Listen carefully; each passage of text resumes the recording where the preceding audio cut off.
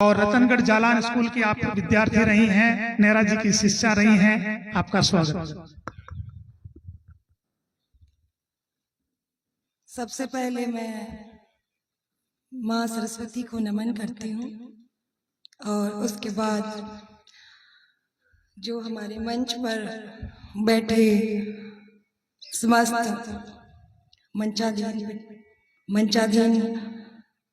अभिभावक और आज के इस प्रोग्राम में जितने भी मेरे बड़े बुजुर्ग और बच्चे जो सम्मानित होने आए हैं, क्योंकि मेरे पास ज्यादा समय नहीं है, मैं बहुत ही संक्षिप्त भाषा में और शॉर्ट में आपको बताना चाहूंगी।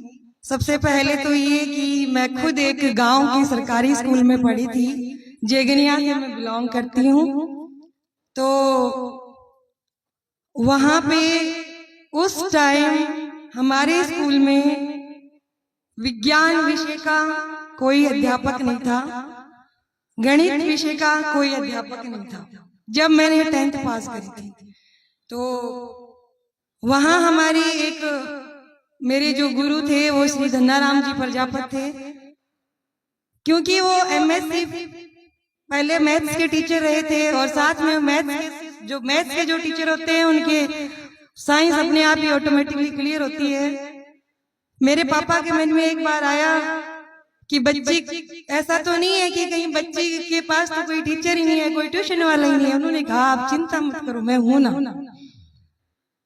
फिर उसके बाद में जब उन्होंने मेरा 10th का रिजल्ट देखा, पहले उन्होंने पापा से पूछा भाई कितना गया, आपको क्या लग रहा है, क्या कर रही है, ये कुछ है?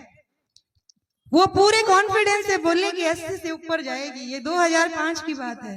बोले आप इतने कॉन्फिडेंस कैसे हो? बोले इसलिए हूँ क्योंकि घर पे जाके चेक करता हूँ कि कौन सा सब्जेक्ट कितने मिनट दे रही है। वो मेरे एक डायरी मुझे आज भी याद है, एक डायरी होती थी, उसमें लिखते थे कि मैं तुझे ये नहीं कहूंगा कि इतने बजे उठ इतने बजे पढ़, मैं तुझे ये देख रहा हूं कि तूने कौन सा सब्जेक्ट कितना टाइम दिया तूने उसको। फिर वो एनालिसिस करते थे, बेटा ये वाला सब्जेक्ट कम पढ़ रही है। डेली का ये चेकअप होता था, उसमें पहले मेरे साइन होते थे, फिर मेरे पापा के साइन होते थे।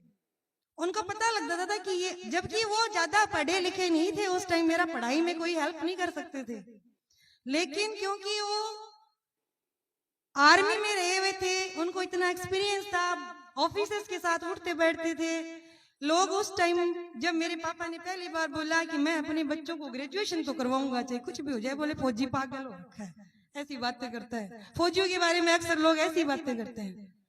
उसके बाद जब मैं 11th में आई, पापा का पहले विचार वनस्थली का बना, बेटा वनस्थली छोड़ के आ जाता हूँ, रह लेगी अकेली, क्योंकि उस टाइम एज का कोई क्राइटेरिया नहीं था। मैं 14 साल की 10वीं पास कर ली थी मैंने। तो धन्नाराम जी ने बोला कि आप मुकंदा राम जी नेहरा के पास जाओ जालान में, उससे बढ़िया कुछ नहीं है, वहां हमारे अभिभावक हैं, इसको हर तरह की सलाह देंगे। जब मैं यहाँ आई तो फिजिक्स समझ में नहीं आई, सीधी सी बात है। 1 महीने में पापा ने बोला बेटा क्या हालचाल है, जो संवाद की बात कर रहे थे ना भाई साहब, मेरे पापा उस टाइम मेरे साथ आके रहने लग गए। फिर गांव वालों ने बोला फौजी पागल है, छोरी के पीछे पागल हो रखा है, इसको वहां ले गया और उसके साथ रहने लग गया। रतनगढ़ में, मेरा गांव यहाँ से 27 किलोमीटर दूर है, ज्यादा दूर नहीं है, लेकिन मेरे को 2 महीने से पहले गांव जाने की अनुमति नहीं मिलती थी।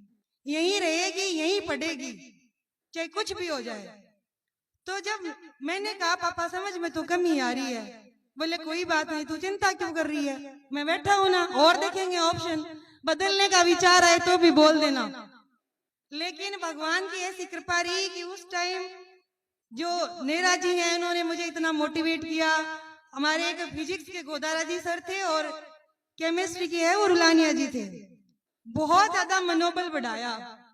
तो मैं जो है वो सबसे पहले गुरु तो लोग माँ को मानते हैं, पर मैं अपने पापा को मानती हूँ, अपने पिता को मानती हूँ, क्योंकि उन्होंने अपनी आर्मी की नौकरी छोड़ी इसीलिए थी कि मेरी बच्ची पढ़ाई में इंटेलिजेंट है, मैं इसके साथ जाऊंगा। यही नहीं रुका ये संघर्ष, 11th 12th में रहे। उसके बाद इनका मार्गदर्शन में इन्होंने कहा बच्चे को एक बार कोटा ले जाओ। 12th में मैंने रतनगढ़ तहसील टॉप किया था।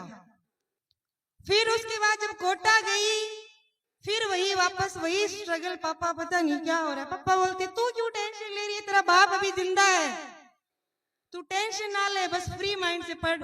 फिर सिलेक्शन हो गया, फिर कोटा मेडिकल कॉलेज के हॉस्टल में मन नहीं लगा। पापा ने बोला मैं फिर यहाँ आ जाऊंगा, और आपको विश्वास नहीं होगा जब तक MSc में सिलेक्शन नहीं हुआ कोटा नहीं छोड़ा। बोले बाहर तेरे साथ रह लूंगा, मैं अमीर नहीं हूं कि तेरे लिए सारी फैसिलिटी कर दूं। मेरे पापा ने जिस घर में मैं पढ़ती थी वहां झाड़ू पोछे बर्तन सारे काम कर लिए। बेटी को सक्सेस बनाऊंगा। बोला शादी भी तब तक नहीं करूंगा जब तक मेरे घर से तेरी MSc हो, तेरी MS नहीं हो जाए या MD नहीं हो जाए।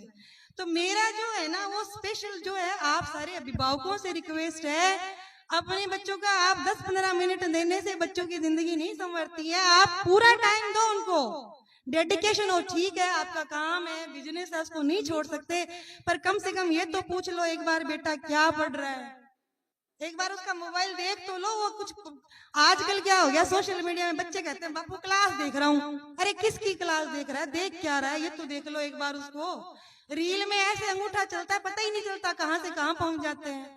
तो मैं सिर्फ संक्षिप्त में ये कहना चाहती हूँ सभी मेरे बड़े बुजुर्गों से और बच्चों से, अभिभावकों से, कि एक बार बच्चे को ये देख लो, बच्चा बेटा पढ़ क्या रहा है तू।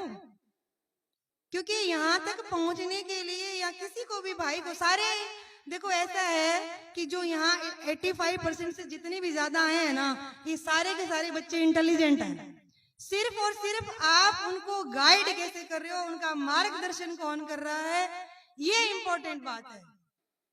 क्योंकि अर्जुन है ना वो द्रोणाचार्य के बिना पैदा नहीं हो सकता, और ना ही कर्ण परशुराम के बिना पैदा हो सकता है। तो आप सभी से मेरी यही रिक्वेस्ट है, और मेरे जो जितने भी जो भाई जो टीचर है या एजुकेशन लाइन में है, उनका भी मेरे से यही है रिक्वेस्ट है कि बच्चों पे एक बार पूरा ध्यान दे कि वो जो बच्चे पढ़ रहे हैं, मोबाइल में देख रहे हैं, क्लास ले रहे हैं, उसके दौरान थोड़ा सा उनकी मॉनिटरिंग हो। इसी के साथ मैं आप सभी को और जाट बौद्धिक मंच को धन्यवाद ज्ञापित करना चाहती हूँ कि उन्होंने मुझे है वो यहाँ 2 मिनट बोलने के लिए दी। धन्यवाद, आभार।